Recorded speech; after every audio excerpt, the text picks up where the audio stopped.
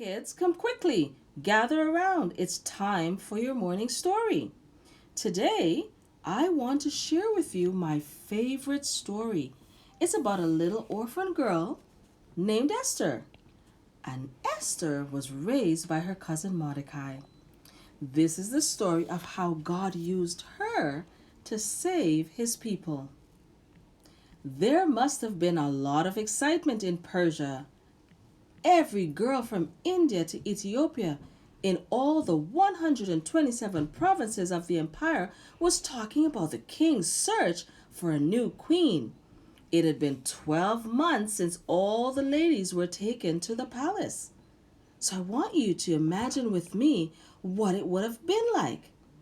Come, let's take a look at what was happening in the palace. It was Esther's turn to go before the king, and Mordecai, her cousin, waited in excitement to hear what the king would decide.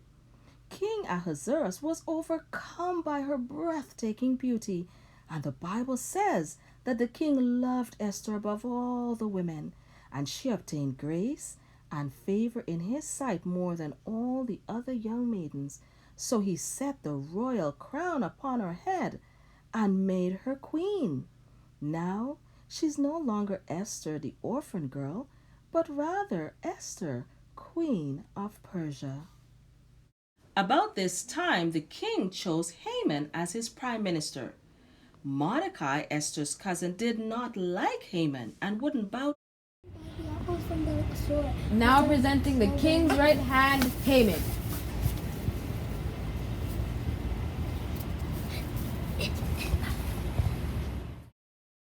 Presenting the king's right hand, Haman.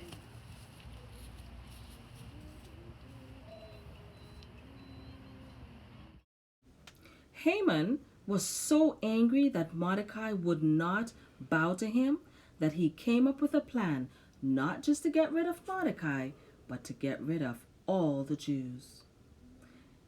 Haman went to the king and said that he had a plan that would benefit the king and the entire country. He told the king that he would be willing to pay 10,000 talents of silver towards the cause.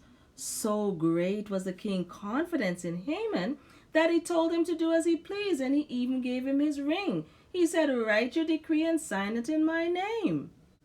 The decree would see all the Jews, young and old, killed. It was a terrible thing to do. You can imagine how Mordecai felt when he heard about the king's decree. The Bible says that he rent his clothes and he put on sackcloth with ashes and went out into the middle of the city and cried with a loud and bitter cry. Come dress, come to see the queen. No, I can't. Go back.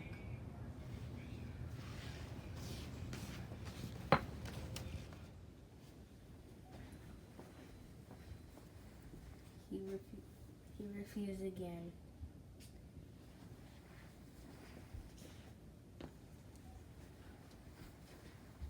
Tell Mordecai to tell the Jews to fast and pray for 3 days, and me and my maids will do the same.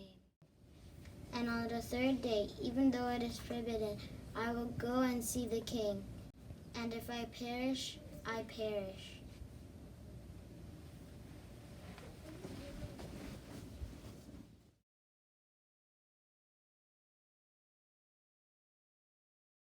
Now go. Thank you.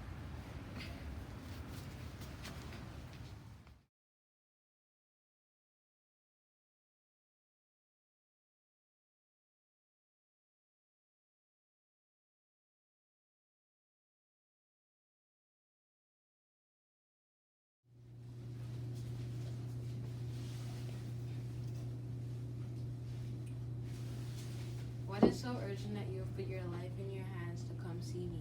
What is your request? It shall be granted to you, even up to half my kingdom. If it pleases the king, you and Haman come to a banquet that I will prepare today. My king.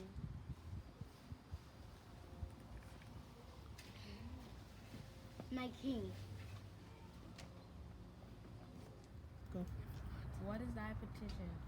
It will be granted to you, even up to half of my kingdom. I would like you and Haman to come again tomorrow, and then I will answer your question.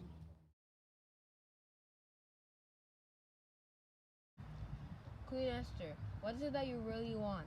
It will be granted unto you, even up to half my kingdom. If I have found favor in the king, please grant me my life. Spare the lives of my people and I, for on this day we are to be annihilated. If we are just to be sold as slaves, I would have held my tongue. That is my request. Who dared get such an order? Who is he? It is this wicked man Haman. He hates our people, and he wants us killed. This is unacceptable. Please. Come in. You dare assault the queen, even in my presence.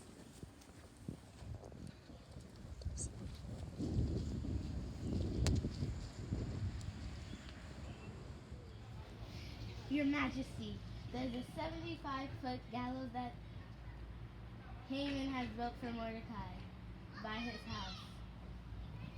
Hang him up.